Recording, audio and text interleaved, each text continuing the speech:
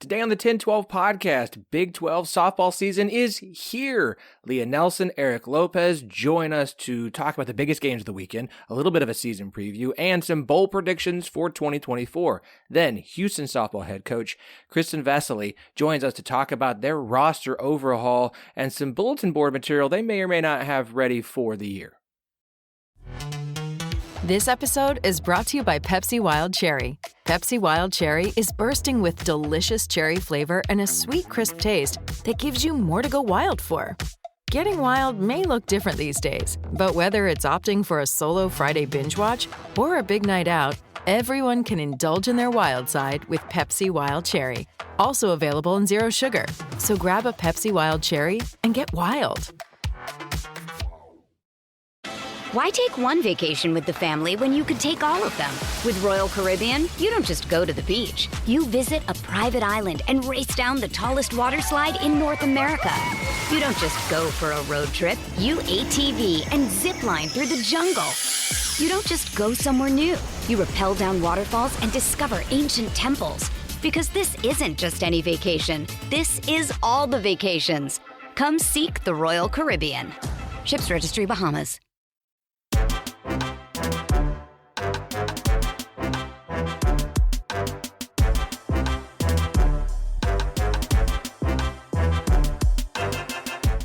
Welcome to the 10-12, the podcast that covers all 14 teams in the Big 12 Conference, plus Colorado, Arizona, Arizona State, and Utah.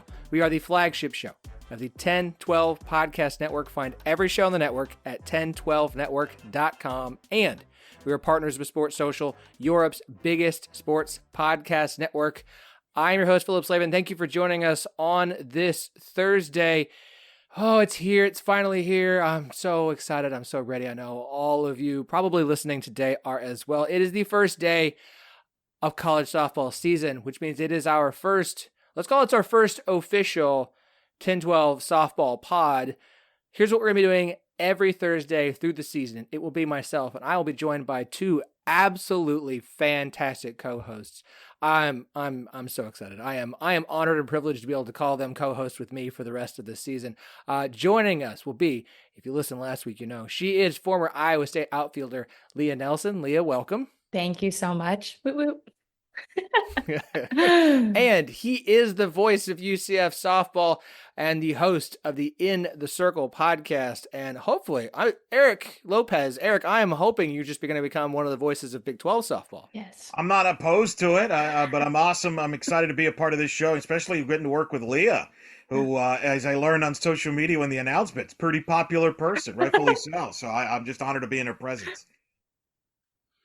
This is good. We got a lot of positive on Twitter for Lea. We got a lot of positive on Twitter for Eric. And I am also here just going to kind of wrangle. I'm just here to edit the audio and make sure everyone's recording gets where it's supposed to go. And I'm going to let you guys do the heavy lifting, which is pretty much the whole idea of this show on every episode, every single week. So softball season gets underway today, Thursday, if this is the day you're listening to it. If not, it's on Friday. That's okay. There's still games all weekend long. A ton of games. The non-conference just offers us so many opportunities with so many neutral site events going on, so many interesting matchups, so many opportunities for something exciting to talk about. So the way we're going to kind of do this moving forward is we're going to kind of each pick a game of the week, one game, or if there is a series that we think is one 3-game series it's worth talking about, we can talk about it, that we will think is worth highlighting. We'll kind of hit on a couple other ones as well, but 3 we really want to focus on. And then I think we're going to end this one with some bowl predictions for the season. And then after we wrap, Houston softball head coach Kristin Vesely is going to join me. We're going to preview Houston, talk about softball, their first season in the Big 12. She is a fantastic interview. They are an interesting case study this year. We're used to seeing roster overhauls in football. We're used to seeing roster overhauls in basketball. We're not used to seeing roster overhauls in softball, but that's kind of what they did 9 out, 10 in. We're going to talk about that. But before we get to Coach Vesely, let's talk about our games of the week. I had to put a Word doc together of options for game of the week. And it is not a short list. There is a lot of options here.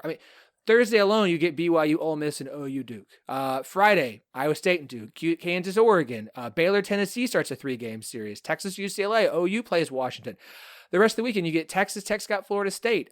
Iowa State's got Washington. Texas has UCLA again. Oklahoma State's got UCLA.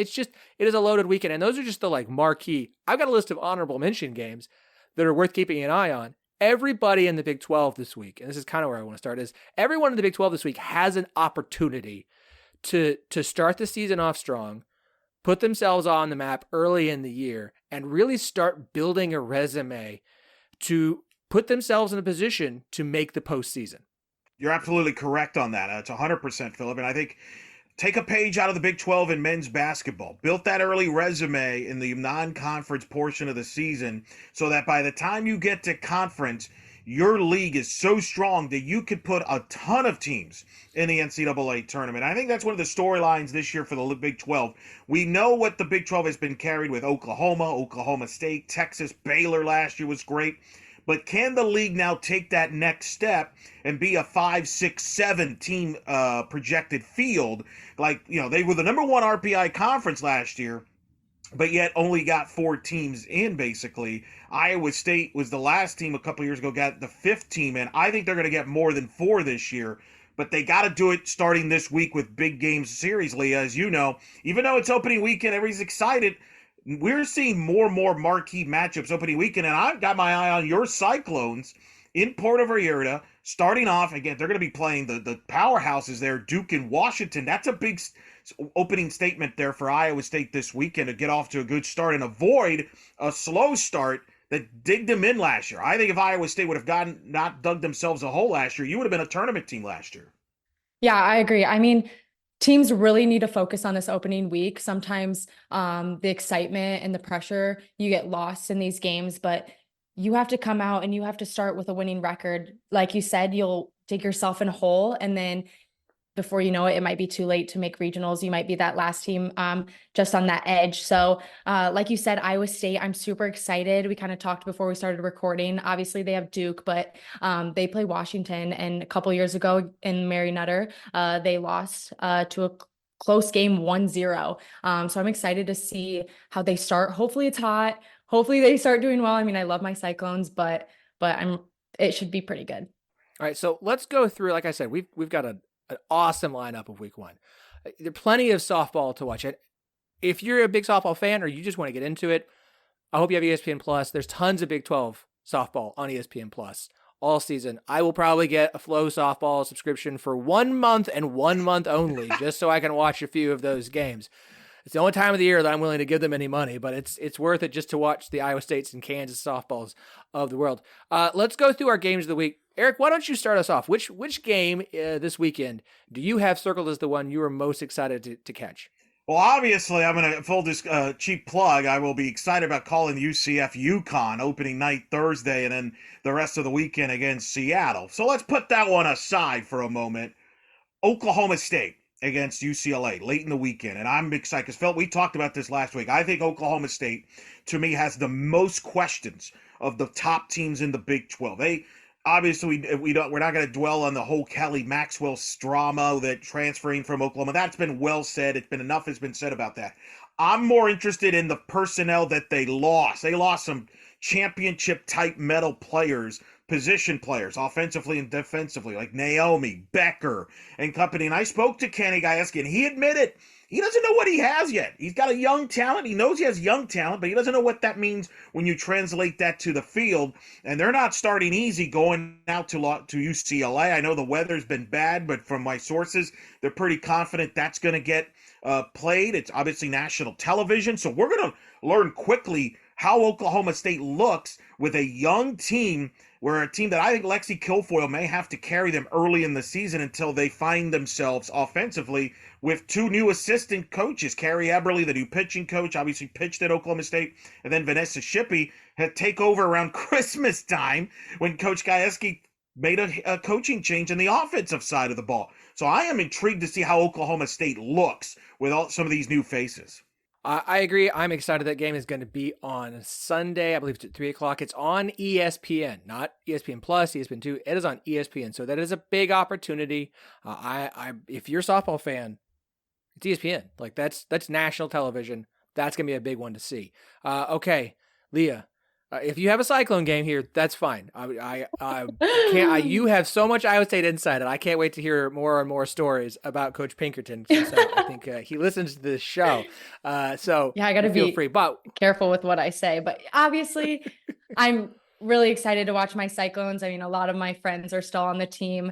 Big games against Duke and Washington, like we mentioned. But my game that I'm super excited to watch is Baylor versus Tennessee. I have always loved Baylor. I think they're such a powerhouse. But what I'm excited about is that Baylor and Tennessee, they have a 3-game series right off the bat, which I love. It's kind of like a Big 12 matchup. I mean, you have to throw out all your pitchers. You have to show all your cards in a 3-game matchup. But I think Tennessee is going to be out for blood. Last time they played against each other, Baylor beat them twice, 1-0, and then 2 days later it was 8-5.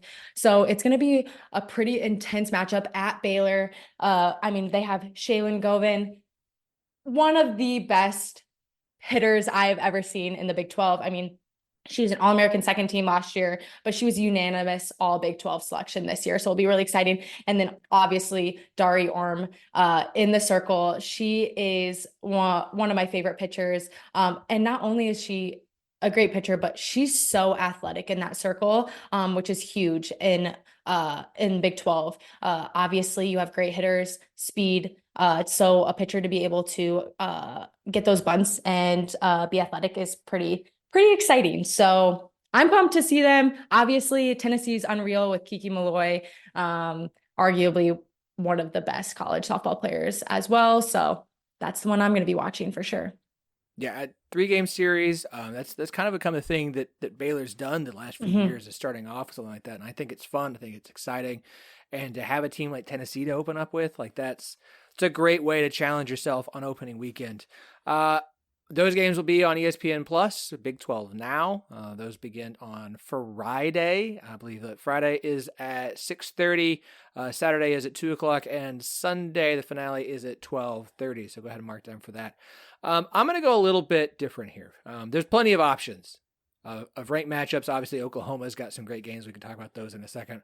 Texas has got UCLA as well. I wanted to look for a Big 12 team that kind of needs to do it this year. Like this is if they're going to get to the postseason, if this coach is going to have an opportunity, this is the year, and it's Kansas, because this feels like a year where next year is going to be a bit of a rebuilding year for Kansas. And I think last year was Coach McFall's best team in Lawrence. I think she brought back, all but like 2 players, all but 2 starters, I believe, from last year's roster. Like this team is her best team. There's a ton of experience, and they're going to open the season up on Friday at 4 o'clock or 3 o'clock, 4 o'clock Central Time against Oregon, like number 15 Oregon. That's an interesting challenge right out of the gate in Clearwater, Florida, for them to really try and see what can this Kansas team do. I am very interested in Kansas this season because, again, I think I've got a bowl pick coming up later about the season. Hint, hint, nudge, nudge, teams in the postseason.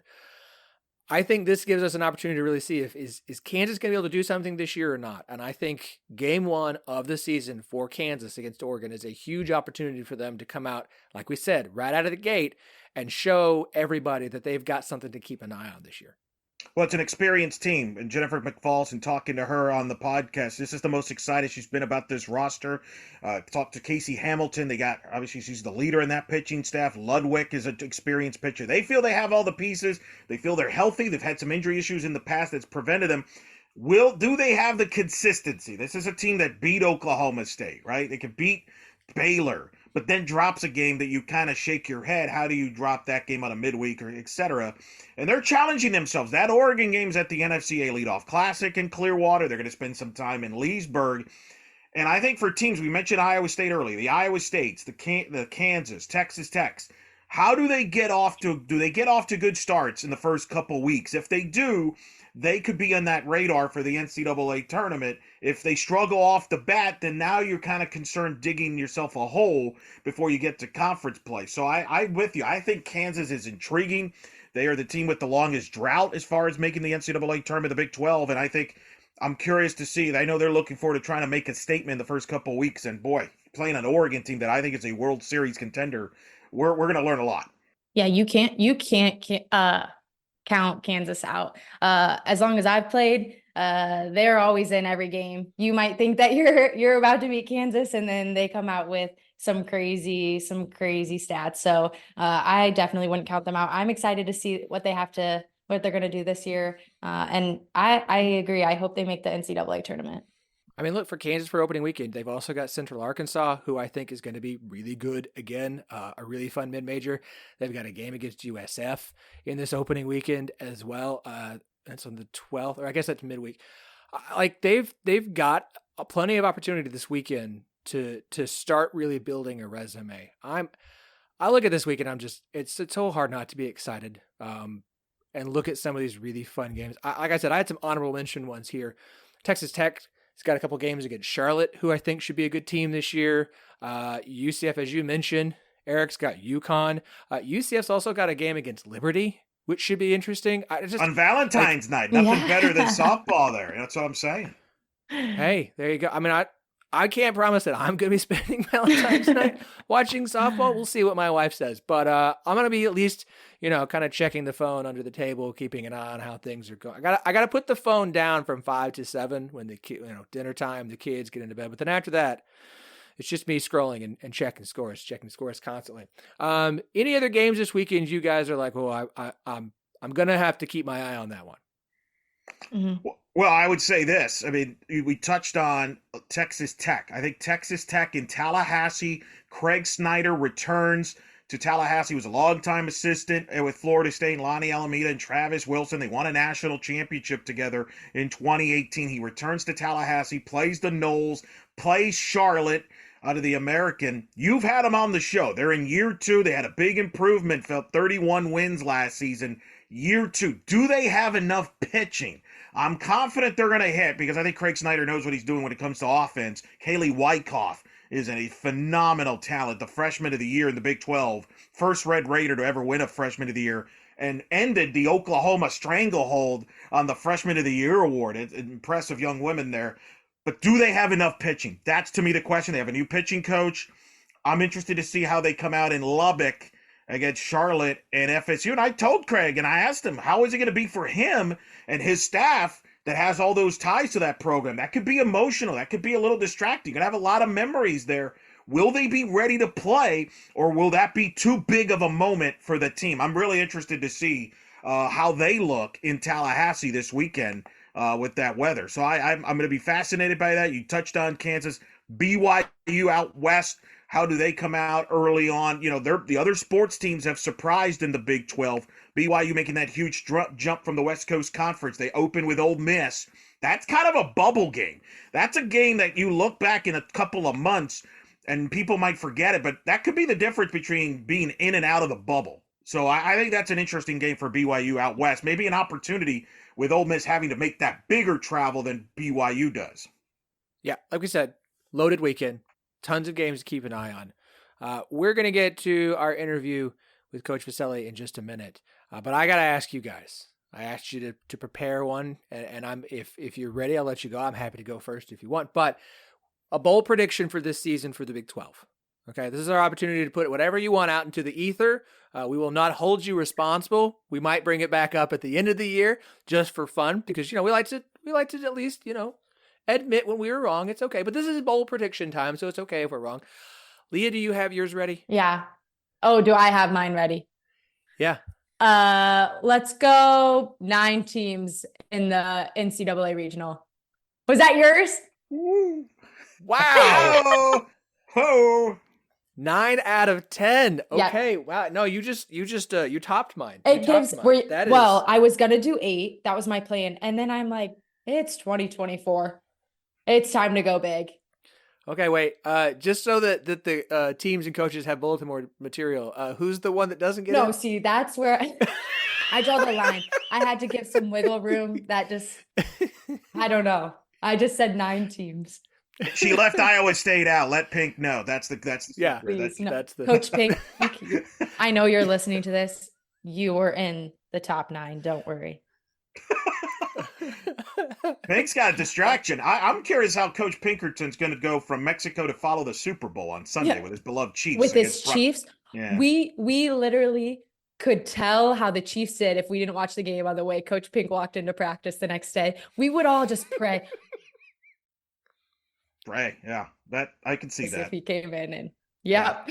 I could see that from him. Yeah, that doesn't Yes. surprise me. All right, a 9 big game. teams. 9. It'll happen. All right, Eric. Wow. So I'm going to go in a different direction. I'm going to say the Big 12 has a very good chance to not only have three hosts, top 16 national seeds, but maybe even a fourth host, and none of them is Oklahoma State. That's my bold prediction. I think Oklahoma State, we talked earlier, Phil, they got a lot of questions with their youth. Can they build it in enough time to be a top 16 team again? I don't know. This league's tough. If Baylor's healthy, I think they can host. Oklahoma, we know about them, and we know about Texas. I think those are loaded. And I think UCF brings back a lot of talent from the team that was a host in 2022. They got more depth in pitching than they had last year. If UCF gets off to a good start, and I'm talking Clearwater week 2, week 3, Mary Nutter, if they win some of those marquee games early, I think they put themselves in position to be in the mix to host again. And again, Oklahoma State, very young. How fast does those youngsters grow up? Don't be surprised. I think the Big 12 we'll have 3 at least guaranteed to host, maybe 4, but I'm not sure Oklahoma State's going to be one of them this year. So if that's the case, they may have to travel to like an Arkansas or even a Nebraska, and they might be the most dangerous, road team there. If I'm a host, I don't want to see Oklahoma State in May. And I think if Kenny Gajewski really is hoping they're clicking down the stretch, the opposite of last year where they kind of limped in before they won the region on the Supers at home. But that's my bold prediction, Phil. I like it. That's a good one. Okay. You guys are taking postseason. So I'm gonna make an in-season prediction. I'm gonna make a bold one. Okay. Now this may not sound bold, but remind you, it hasn't happened in quite some time. Oklahoma is going to lose 3 conference games this year. 3 Big 12 losses in not postseason, not tournament, in the regular season. I think they've lost 3 games in regular season total the last 2 years. No, they didn't lose one last year. So we would have to go back 3 years to get 3 conference losses for Oklahoma. I think with playing teams 3 times in a weekend, having more depth in the conference, everyone's always geared up for Oklahoma. But this is their last shot. OU's off to the SEC next year. This is the last year for Oklahoma in the conference. They're 3-time national champs. They're the favorite to 4-peat. I think teams are really going to be geared up for the opportunity here. I'm going to say Oklahoma loses, not a series. I'm not going to go that far, but Oklahoma loses 3 games in Big 12 play this season. That's a Iowa lot. State, Iowa State, and Iowa State. That's Lea Nelson on the bulletin board material. Well, let me piggyback on that, Phillip. They go to Texas. I think they're going to lose at least a game to Texas. They could lose that series. I think Texas can match up with them with the pitch. And there's questions with Oklahoma. How will Kelly Maxwell pitch depth wise? I think they need a Kristen Deal or Monticelli, one of those youngsters, to step up and help on that staff committee. Patty Gasso said this week, by the way, that Tiari Jennings will be the starter at shortstop. That's important because I do think losing Grace Lyons is a significant loss. But they go to Texas. They go to UCF at the end of the year in April, host Oklahoma State, host Baylor. Am I assuming those losses are coming in there? Or are you saying maybe a shocker, one that comes out of nowhere, when maybe a Kansas, a Texas Tech type knocks off Oklahoma because maybe Oklahoma takes them lightly? Is that kind of what you're forecasting there? Yeah, I'm picking I'm not sure I feel confident in naming a team. No, that's fine. But teams have been close the past few years. They've had games that were close. It wouldn't shock me if OU had a loss in Lubbock to Texas Tech this year. If just Texas Tech found a way to get a win.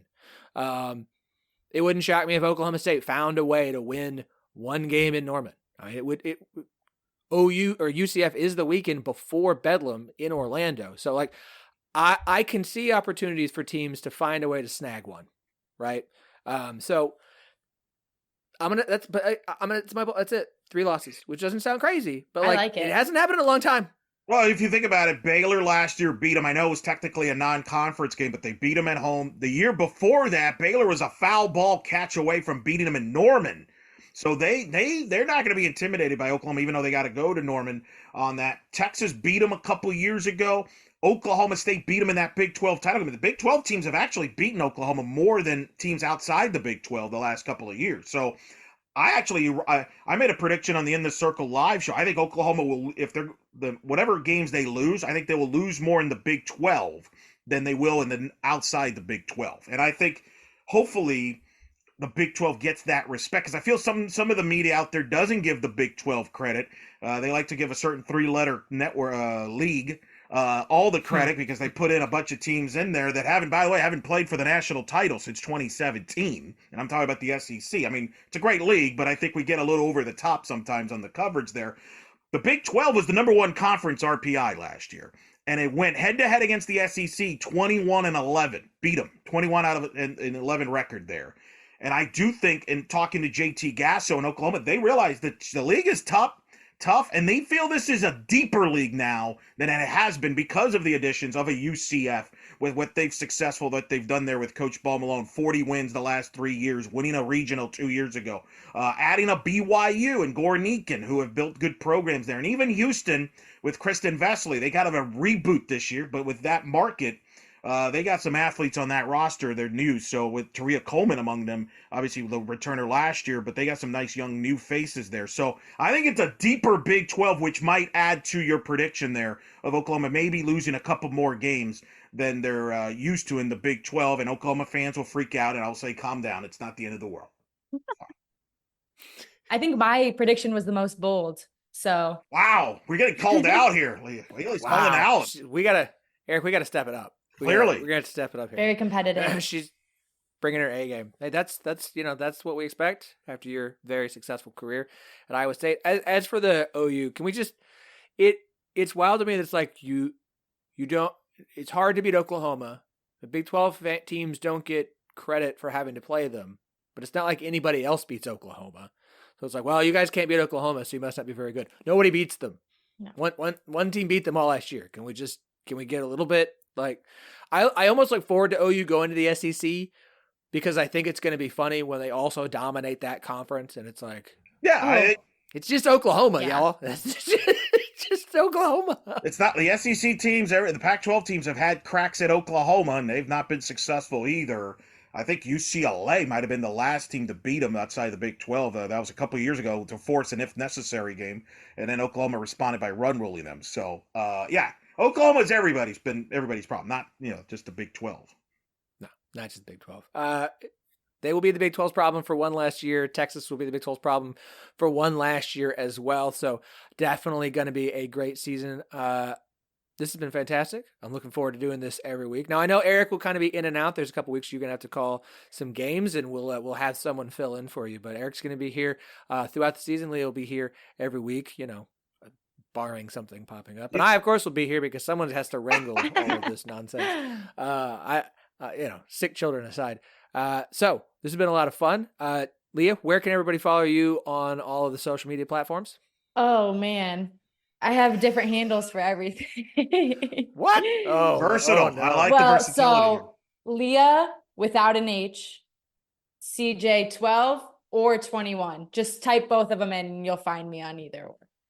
Twitter, Instagram, follow me on TikTok. That's my favorite. And yeah, that's where you can find me. Are you a TikToker? Do you make TikToks? Me? I am a massive TikToker. Leah CJ12. Follow me. All right. Leah has just signed up to be the 1012 network TikTok manager. Maybe. Eric, plug it all, sir. I know you do a lot. I do a lot. I have a simple handle though, Eric Lopez Elo. So that's simple enough on their social media, so you can follow that. Obviously, I'll be calling UCF softball games on ESPN Plus. So when I'm not here, I'll be texting Leah for updates on what's going on elsewhere on the air. Of course. But we'll be on there on ESPN Plus most of the year. Home games, I'll be working with Alex Powers on the broadcast.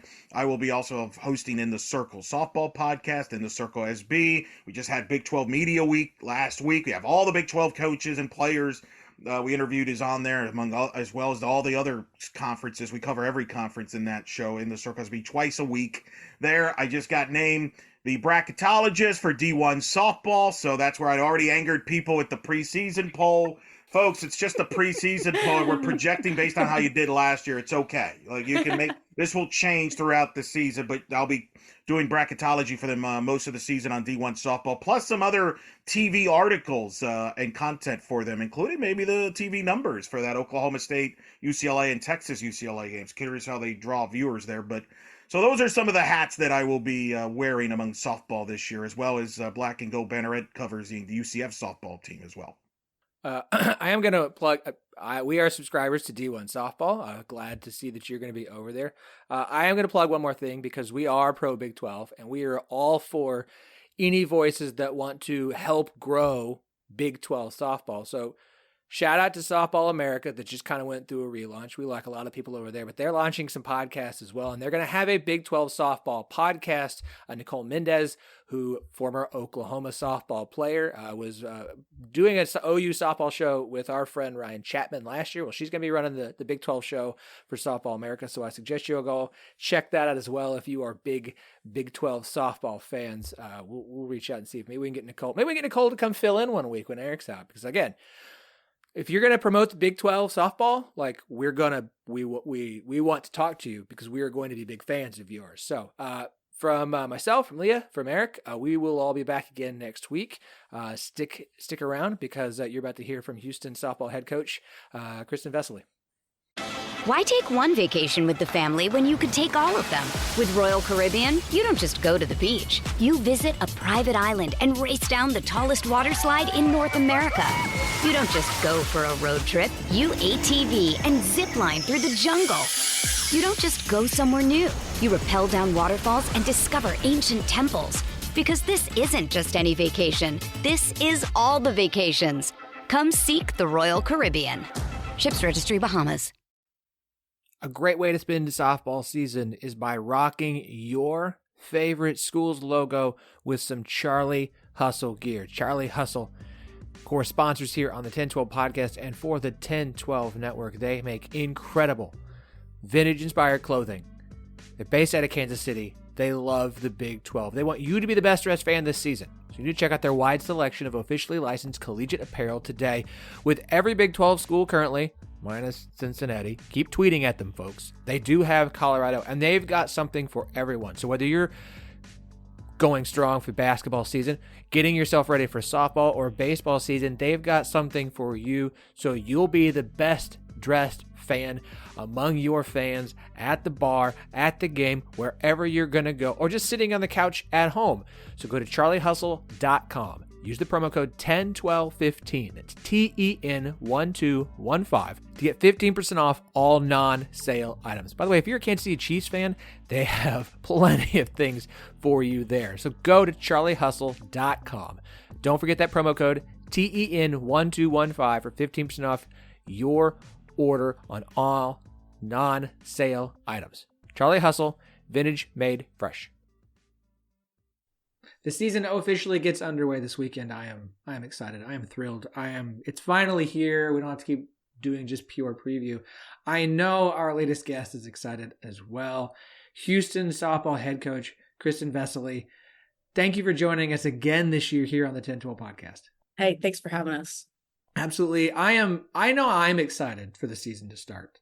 And I am excited to finally see the new programs, BYU, UCF, and Houston in the Big 12. I can only imagine that my excitement pales in comparison to you, your staff, and your players to finally be able to get out there and start playing some games as members of the Big 12. We're thrilled. We're in a new conference. We've got an ambitious team. We have strong leaders. We have new coaches. So we are absolutely excited to get the season going. There's a lot of things we feel like we know, and we'll only know when that first pitch happens. We'll be able to see all the hard work that we put in this fall. So to say we're excited is minimizing it. Yeah, I agree. I'm ready. I'm ready to see it on my TV. I know you guys are obviously excited as well. New, I think, is kind of, let's say new is the word to describe this season for you guys. Obviously a new conference, but I mean, two brand new assistant coaches in Hope Troutwine, which I think Big 12 fans are very well aware of that name. Nadia Taylor, who had 4 years at Texas, And we'll talk about them in a second, but I want to start with, I mean, it's a very new roster. This feels like this was a kind of a roster overhaul. There's none other school that I think experienced this from a softball standpoint. We're used to seeing this kind of stuff in football and basketball. I'm not used to seeing it in softball, to see 9 players out and 10 back in. I think overhaul is the right word to use, because I am curious from your standpoint, what was kind of the mindset when you looked at the roster and started planning this offseason for your rival in the Big 12 to kind of make this kind of change?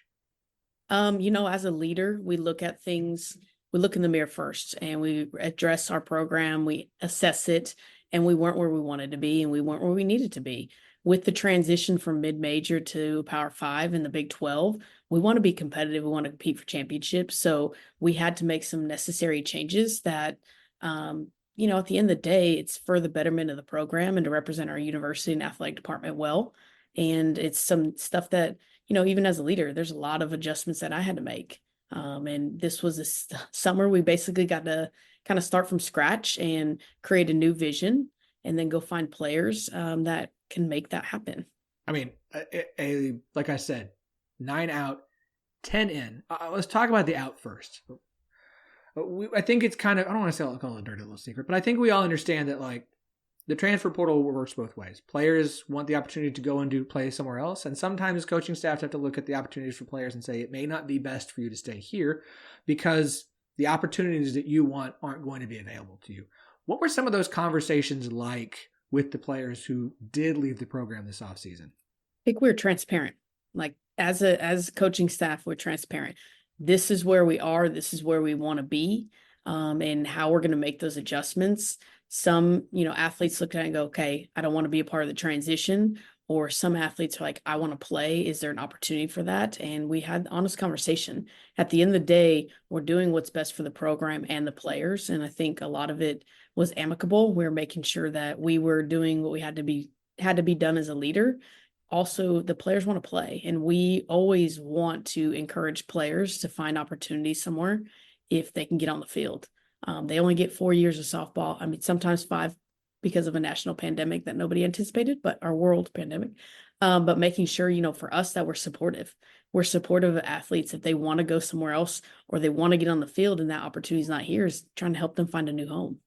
When you went looking in the portal, I don't want to say shopping, it's a weird word to use for it, but when you went looking in the portal to find new players to add to the roster along with the freshmen you brought in, what was your mindset? What were you looking for aside from just, we need some pitchers, we need some people in the outfield or at second base? What were you looking for? Players that wanted to contribute and be a part of redirecting a program. Not only did they have the physical talent, they had the mental makeup and the willingness to buy in. And that's something, as a coach, I know we talk about it, we had to go find those players, and we wanted a couple that were dogs, and dogs try to eat. And that's exactly what we want. We want to make sure we have, aggressive personalities, aggressive players.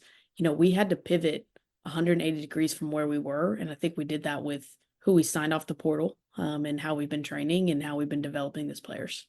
I mean, I think dogs is the right word. You brought in some players who have some real experience, especially in the postseason, which what you guys are trying to get to. You look at Jasmine Rollin from Arizona State. You look at Lea Butte from Tennessee. You look at Shelby Smith from Seton Hall. Like, you brought in some players for this season that have experience both in postseason, deep into the postseason, and being starters on some very talented teams. And it doesn't, and this list doesn't stop there. Kennedy Thomas came from Cal. They had a run last year in regionals. The year before, brought in Taria Coleman, who's a national champ.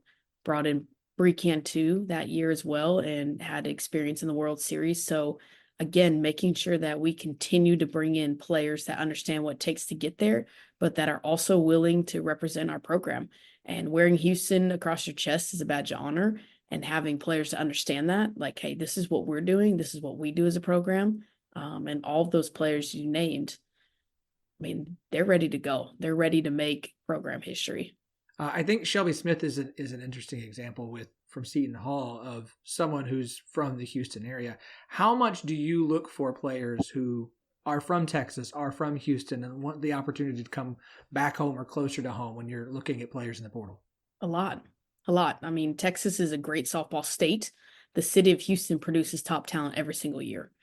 So when we see kids on the portal that are from here that we've seen play since they're 10 or 12 years old, or had the experience working with them at camps when they were young, we know who they are. We know who their families are. We know that they have a different level of pride because they're playing for a city and a school that's in their hometown. Hotbed of talent, and we recruit every year against other Big 12 schools, the SEC, the Pac-12. So, I mean, obviously, if they get on the portal and they're from this area, like we want them. We want them to represent their city. Your pitching staff, I don't think there's anything about this team that's more new than the staff. Every arm is gone from last year, and you've got a whole entire new pitching staff. What was the thought process when you went in looking specifically for your pitchers? Is this we need an ace and then just some people to back her up? What was your mindset? What were you looking for? We kind of went differently. We looked for pitchers that would complement each other, and we looked for ones that were different in age. So Shelby has 200 plus innings for 180 to 200 innings the last 2 years. She's a horse. She can handle it physically. She can handle it mentally. So getting her was a big get for us. We have Nikki Badeau. Again, came from Maryland, was a freshman last year. I mean, she has 4 years of eligibility left, and we're able to build her and Shelby both complement each other. And then with Paris and Tamaya, we're able to build out our roster to make sure that they all throw something different. They all throw different speeds. Now it's up to us to make sure that we're strategizing to execute based on their strengths. Do you guys have your lineup set? We do. Are you ready? Do you ready game one? You're like, this is the lineup. We know what it is. This is everybody's role. Do you feel comfortable and confident, or is there going to be some tinkering and experimenting and playing through the first few weeks of the season? The best thing about being a coach is not knowing who's going to start and having depth at every single position where there's competition. And that's where we're at. We thought we had a couple players separate themselves and said, okay, this is who's coming out of the fall looking the best or having the best opportunity to start. It has not. Since they've been back, it's been a competition every single day. Who is the best in the spot? Who can contribute offensively? Who can run the bases for us? Who contributes to the competitive spirit? Who responds well with adversity? I mean, every day we are evaluating them and evaluating our strengths and weaknesses as a team. We do not have a starting lineup as of today. And I know that sounds crazy. We have a couple players that have separated themselves from the pack and that are on the whiteboard, but as of positions where they're at in the lineup, absolutely do not have a starting 9 today. We've got about a starting 18. Well, it's a terrible thing to have too much talent, too much competitive talent on the roster. What a terrible thing to have to deal with. One of those players you mentioned, her Taria Coleman, who had come in from Oklahoma. One of the benefits of Oklahoma having a stacked roster is sometimes those players look for opportunities to play. She had an incredible season for you guys. Set the Houston single season record for on-base percentage at .503. Was the first team all AAC player, and now expectations are high for her in the Big 12 and for you guys this year. Obviously, competition level is going to go up. Expectations for her as in her junior year are going to go up. How is she handling that pressure mentally? And while I assume you guys aren't putting that pressure on her, that pressure still exists of you've become a name people know and are going to pay attention to in the Big 12. How's she handling that? The best thing about Taria, she's very composed. She's not a highly emotional player, which allows her the opportunity to perform on multiple stages. She performed great last year, and that's not even the best to come from her. So this year with her, she's working just as hard as everybody else. She's getting challenged. We do put the pressure on them at practice to see how they handle that, challenge them daily. And for her, the best thing we could have done is surround her with hitters that are equal to her, if not better, on a bad day for her. So it gives her an opportunity to put her shoulders down and not carry the whole offense like a few of them did last year. We mentioned early on, you've got 2 new assistants on this coaching staff. Nadia Taylor, who played 4 years at Texas, spent last year at Michigan State. Hope Troutwine helped lead Oklahoma to the national championship in 2022 as a pitcher. What were you looking for when you went and found 2 new assistants to add to this roster? We're looking for outwardly competitive coaches. And that was something we hired Coach Nod first. Her experience, she played at Texas. She has experience in the Big 12. She's also from Humble, which is on the north side of Houston. So finding somebody that's homegrown and that has just as much pride as in the city is huge. Her standard every day never wavers. And that was something that has been really refreshing as a head coach, is that she can handle her own area and you don't really have to manage it or look over it. She has an opinion. She's been able to contribute on some things, with her still playing pro and Athletes Unlimited. Some of the stuff that's coming out, they get access to first. We've been able to implement right away. So that was a big deal for us, just to find somebody that's competitive, that's, kind of aggressive and wants to win and knows what it takes to win in the Big 12. And then with Hope, we interviewed and talked to a lot of pitching coaches, and we kept coming back to her. And I remember having a conversation with Coach Gasso. She is fairly young. It's like, is she ready? And Coach is like, absolutely. And I trust Coach Gasso's opinion. I mean, she's the best coach in our game. So if Coach says she's ready, then I absolutely 100% buy into what Coach says and believe her. So when she speaks, we listen, and Hope held her own. She has some of the same values that we have. On defense, this is how we moved. How do you pitch call? How do we work within this? What's some of your developmental plans? With her still playing pro, she's still going through it every day too. So she works a lot on the physicality, the arm care, how to perfect things that, hey, how do you win when your stuff's not working that day? She's still in it, so she understands those feelings. She also had the rare experience to go from a mid-major to the Big 12. So that experience none of us had on staff as a player. She brings that as a player. So that's been really cool to see, kind of pick her brain on that and learn what do you wish you would have known?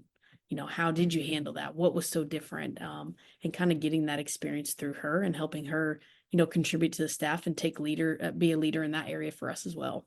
I having also played for Coach Gasso at Oklahoma, obviously her philosophies are something that are important to you and how you want to run your program. You put your own stamp on things, of course, but how big is having somebody else on the staff who's also played under her in helping you kind of implement some of those philosophies? It's huge. The verbiage, how we handle ourselves, the professionalism, the competitiveness, the expectations. How Coach Gasso runs her program is not repeatable anywhere else. How she teaches players to become women is repeatable, and that's what we're trying to implement here. And we're trying to take pieces of that. We're trying to take pieces of what she does, but she has perfected the program. I mean, they're a national championship contending team every single year over decades, and that is very difficult as things change, as players change, as cultures change. She's been able to adjust and stay with that, and that's something bringing Hope on is like, okay, the version of Coach Gasso that I got was different than what you got.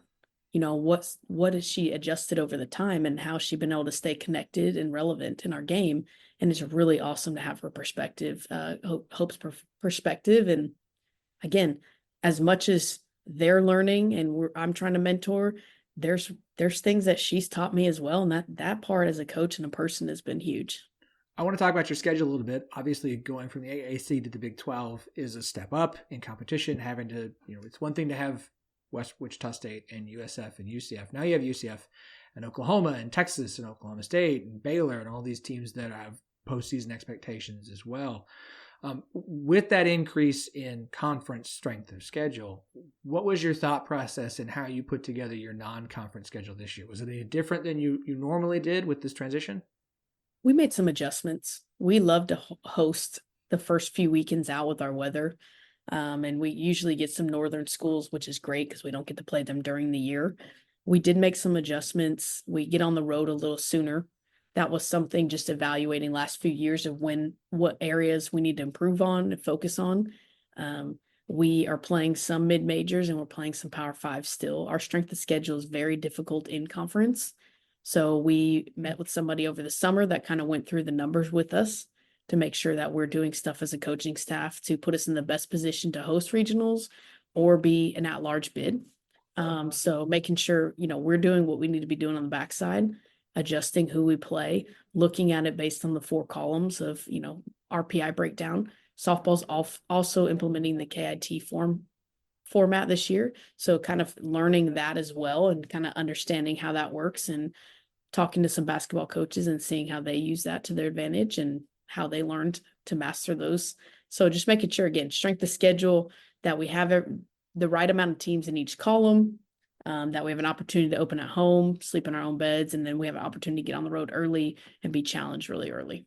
You're going to have to walk me through what the KIT format is now. Oh man, I'm learning too, but it does involve strength of schedule. It does involve, the run differential. I think, JT Gass was the one who talked to me about it a few years ago. I think 4 or 5 years ago, he talked about it. And it's just another way to basically seed that's outside of RPI. You don't always get to pick your opponents in conference. And that's something, how do you continue to reward the teams that are doing everything right? Makes a lot of sense. All right, now I've got some research to go do.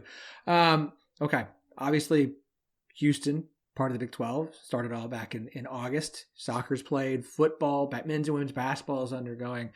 Have you talked with some of the other Houston head coaches about what life in the Big 12 has been already? I have. I'm very close with soccer. We share a hallway. Women's basketball coach, Sampson with men's basketball. We are very transparent. David with volleyball. And they basically said it's a grind. It's a physical grind. You don't get a weekend off. And not that the American was anything to, lift your nose at. That's a very, very good conference. Have sent 3 or 4 teams in the years past. He's like, the Big 12 is different. The physicality is different. Their depth on their rosters is different. So not only is it going to be awesome for us to have new experiences and go to new places, we also get to challenge ourselves a little bit different. All right. What's the best piece of advice you've gotten from one of the other coaches? Find a hobby. He said, find a hobby. And I was like, okay, I don't know if that's really beneficial in the wins and loss column, but that's great. And again, we talk a lot about being prepared. When we go here, what can we expect environment wise? I heard from somebody in basketball that going to BYU for men's basketball was like, whoa. And so that was interesting to hear. We haven't played at BYU in probably the last 8 to 10 years as a softball program. So we know what to expect from CF. We've played at OU within the last 8 years, so we kind of know what to expect there. We have not played at Iowa State, which is where we go this year. So again, we kind of have we played at Baylor last year. We have some experience with it, but I don't think we have necessarily the experience with maybe the environment, the weather, those type of things.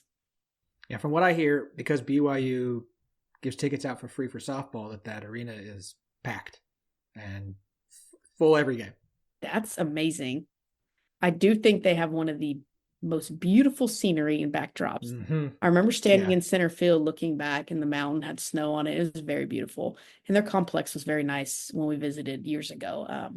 But again, that's an environmental difference for us, is going to places where there's 1,000 to 2,000 people in the stands. That is not what we've experienced the last few years.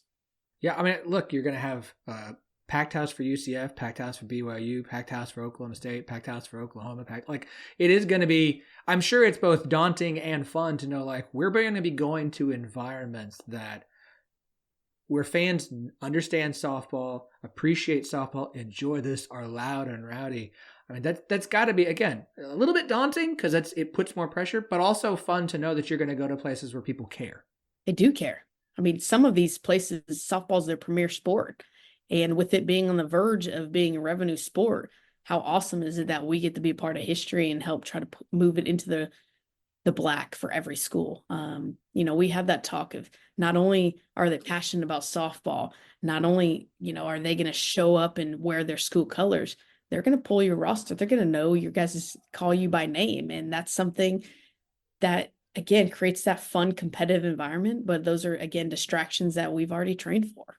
All right, your season gets underway Friday night against Northwestern State. They're at home at Cougar Softball Stadium. You've got Northwestern State, Nichols, and UTSA this weekend. Coach, it's a 10-team Big 12 conference. I am rooting for 7 or more teams to make it to the postseason this year. So I'm going to put the pressure on you guys. That means, you might have to be one of the ones who has to step up here. I mean, preseason expectations for Houston are high from the outside looking in. It is hard to judge a program when it's gone through as many changes as yours have. Is that something that even permeates into the building of there's low expectations, or is it just kind of all we're worried about is what we think? All we're worried about is ourselves. Our players and our coaches know what go on every day at practice. They know the talent that we have. They know, the hard physical demanding practices that we've had.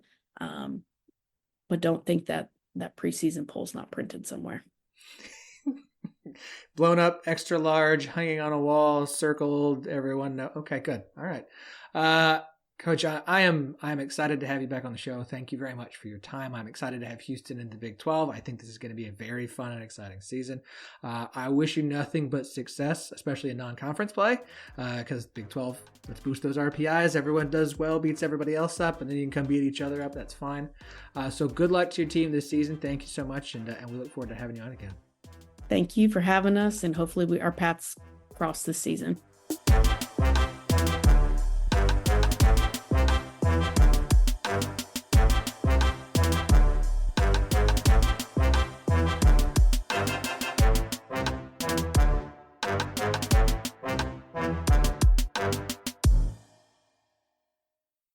Sports Social Podcast Network.